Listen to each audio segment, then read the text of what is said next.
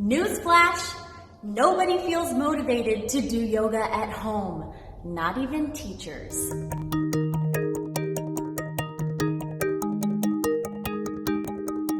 What's up, yogis? I'm Mariah and I teach here at Hot 26. So here's the deal.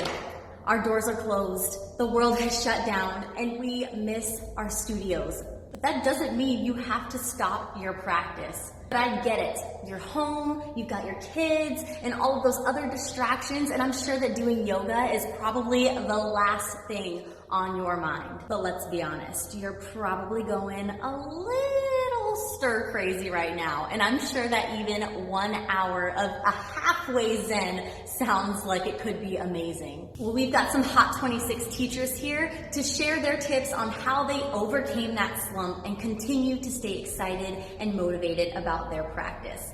Tip number 1 is probably the most important. Create your space. Let's see what Terry has to say about it. I find that having your own space, a special place to do your yoga practice just for yourself, really helps to motivate. It doesn't have to be a whole room. It can be a corner, or it could even just be a mat with maybe a little salt lamp or even just some incense. And a pretty picture to focus on helps, or pretty view out a window. So just having that spot for yourself that you know when you go there, that's your meditation spot, and gets you in the habit of, when you're in that spot, having that demeanor, really helps me to be excited to go to my area and practice. But what if you don't have a designated spot that you could do yoga? Let's see what Joy has to say. I don't have a dedicated space that I can keep as my yoga space. I live in a small little 1-bedroom apartment, so when I need to practice, I need to move things around, I need to move furniture, I need to move and create a space because I physically don't have the space. So if I know that I want to take a class at 10 a.m. the next day, the night before, I will set up. I'll make sure that the furniture is out of the way. I'll roll out my mat, even have a water bottle set up so that the only thing I have to do is put clothes on, hop on my mat, and do my practice. It's just making that extra effort in order to make future you have an easier time getting to class. They're right. It doesn't have to be a big space. It doesn't even have to be the same space every time. You just have to make that conscious effort to say, this is the space. On to number 2. Everyone loves a good reward, so why not reward yourself for doing yoga? I do struggle with motivation sometimes as well. One of the things that helps me is to have a personal reward, whether it's, oh, hey, I want these yoga pants online, but I'm going to force myself to do X amount of classes, or just be more dedicated, or X amount of times a week, and then reward myself later with that. One thing might be a treat after class, right?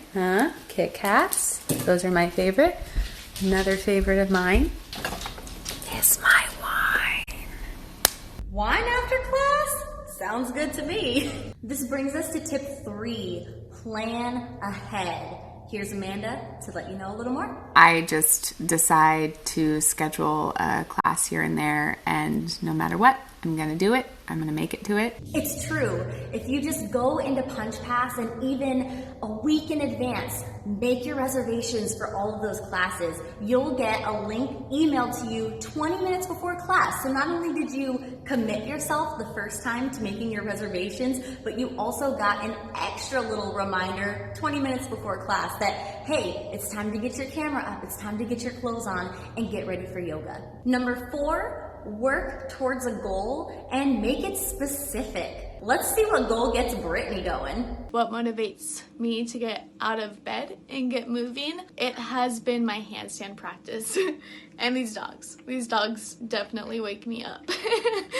They're like, take me on a walk. I was in a slump at the beginning of the quarantine. I really had to pull myself out of that. I wake up, I go on Facebook, I scroll on Instagram, and I see a bunch of people doing handstands, and that really motivates me to get out of bed. You know, we can take yoga classes online, and that's really helped improve my endurance while being in a handstand, is taking the Hot 26 class. It's really helped strengthen every single muscle, and so that's been really cool to see. Dang girl, she wasn't lying. That's a strong handstand. And this brings us to tip 5. Find the joy and do something you love. It's no lie that when you're doing something you love, you feel good. When you feel good, you want to do more things that make you feel good. So just take the time, take a moment, and find the joy in the situation. I promise you, there is some there. In the sutras, I think this is an interesting point. If you have really experienced the joy of just giving something for the sake of giving, you will wait greedily for opportunities to get that joy again and again. I personally receive that joy when students come up to me and tell me how profound of an impact my yoga class has had on them. Like when Sarah tells me that Bella loves kids yoga. You know, when someone tells me my yin class helped them relax. That feeling that I get from helping people is my inspiration to continue to practice so that I can continue to be a good instructor. That is so true, Joy. When you do something just for the happiness of it, for the joy of it, it seriously makes you crave that even more. I totally understand that. For me personally, I love to get my disco lights going, put on my favorite playlist, and dance around like a crazy person. That makes me feel so good and gets me so pumped up that I cannot help but want to go and do a flow class or want to go and get stronger in a Hot 26 class.